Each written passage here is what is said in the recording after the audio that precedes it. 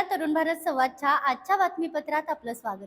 सर्वप्रथम नजर टाकूया आजच्या टॉप 3 हेडलाईन्सवर। परिवहन मंत्री प्रताप सरनाईक यांची कोल्हापूर मध्यवर्ती बसस्थानकाला अचानक भेट। कॅन्टीन व स्वच्छतागृहांची केली प्रत्यक्ष पाहणी। नदी प्रदूषणाचा प्रश्न पुन्हा ऐरणीवर। पिण्याच्या पाण्यात कचरा, नागरिकांमध्ये चिंता। स्वच्छतेच्या निमित्तानं शिवाजी पुलाचे अंतरंग समोर। ऐतिहासिक वारसा जपण्यासाठी नागरिकांची भूमिका महत्त्वाची। आता पाहूया ठळक बातम्यांचा सविस्तर आढावा। राज्याचे परिवहन मंत्री प्रताप सरनाईक यांनी आज कोल्हापुरातील मध्यवर्ती बस स्थानकाला अचानक भेट देत कॅन्टीन आणि स्वच्छतागृहांची पाहणी केली। यावेळी स्वच्छतेची स्थिती पाहून मी आज तपासणीला आलोय म्हणून इतकी स्वच्छता केली आहे का असा सवाल करत त्यांनी कर्मचाऱ्यांची झाडाझडती घेतली। कॅन्टीन मधील दर फलकाबाबत त्यांनी चौकशी केली तर स्वच्छतागृहात जादा शुल्क आकारल्याच्या तक्रारीवरून संबंधित कंत्राटदारालाही जाब विचारला। दरम्यान 1 जून पासून राज्यातील सर्व बस स्थानकांवरील स्वच्छतागृहे प्रवाशांसाठी मोफत करण्यात येणार असल्याची घोषणा त्यांनी केली।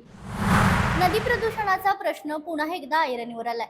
उगमस्थानी स्वच्छ असलेलं नदीचं पाणी पुढे जाताना मानवी हस्तक्षेपामुळे प्रदूषित होत असल्याचं चित्र दिसत आहे। नैवेद्य, कोंबडी व मटण दुकानातील कचरा तसेच वैद्यकीय कचरा नदीत टाकण्याचे प्रकार वाढले आहेत।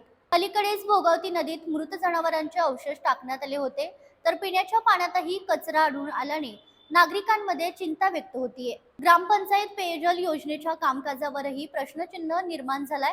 नदी स्वच्छ ठेवण्यासाठी प्रशासनासोबतच नागरिकांनीही जबाबदारी पार पाडावी अशी मागणी कसबा बीडमधून होतीये। मी भगवान जाधव, कसबा बीडचा नागरिक। आज वरचीवर पाणी प्रदूषणाबद्दल आपण गावामध्ये बऱ्याचशाच गोष्टी केलेल्या आहेत। तरीसुद्धा काही व्यापारी जे आहेत, चिकन व्यापारी असतील, डॉक्टर असतील किंवा बाकीच्या ज्या काही गोष्टी आहेत, पाणी प्रदूषणाची त्यांना जणू काही तिन्ही पाणी पित नसल्यागत त्यांचं जे प्रॉब्लेम चालू आहेत। आज महेगावामध्ये जे चिकन व्यापारी आहेत, ह्या चिकन व्यापाऱ्यांनी रात्रीचे 10 वाजता 12 वाजता 2-3 दिवस साठवायचे त्याचं खराब चिकन वगैरे ते सगळं ते डायरेक्ट नदीपात्रात टाकायचे। हे प्रत्येक नागरिकांना दिसतंय, पण ह्याच्यावरती आवाज उठवायला कोण तयार नाही। आज आम्ही आवाज उठवायला लागलोय। कशासाठी आवाज उठवायला लागलोय की लोकांचे आरोग्य चांगलं राहण्यासाठी आवाज उठवायला लागलोय। कारण पाणी प्रदूषण करून जर तुम्हाला खरोखर माशांची जर काळजी असेल तर माशांना चांगलं काहीतरी तुम्ही द्या, पण ही घाण टाकून माशांचं पण आरोग्य खराब, माणसांचं पण आरोग्य खराब व्हायला लागले। एवढंच बोलून मी थांबतो आणि त्यांच्यावरती लवकरात लवकर कारवाई व्हावी ही अपेक्षा करतो। पंचगंगा नदीवरील शिवाजी पूल स्वच्छ करण्याच्या निमित्ताने आज या पुलाच्या अंतरंगाचं दर्शन अनेकांना घडलं। 148 वर्षांपूर्वी बांधलेला हा पूल आता वापरासाठी बंद आहे, पण आजही तो लगतच्या नव्या पुलापेक्षा अधिक लक्ष वेधून घेणार आहे। पण कोल्हापूरकरांनी या पुलाची सातत्याने स्वच्छता करून त्याला ताजतवानं ठेवण्याची गरज आहे।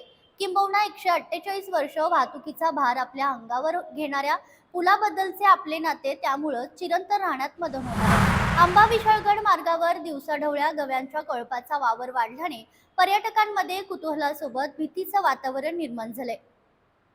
रस्त्यावर अचानक गवे समोर येत असल्याने प्रवाशांच्या सुरक्षेचा प्रश्न ऐरणीवर आलाय। वन विभागाने याकडे तातडीने लक्ष देऊन उपाययोजना कराव्यात अशी मागणी ग्रामस्थांमधून होतीये। गेल्या काही दिवसांपासून कोल्हापूर शहरासह जिल्ह्यात उन्हाचा तडाखा मोठ्या प्रमाणावर वाढलाय।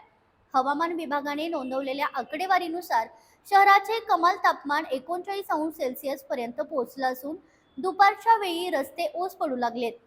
उन्हाच्या या तीव्र झळांमुळे जनजीवन विस्कळीत झालं असून नागरिकांनी आरोग्याची काळजी घेण्याचं आवाहन प्रशासनाकडून करण्यात आले।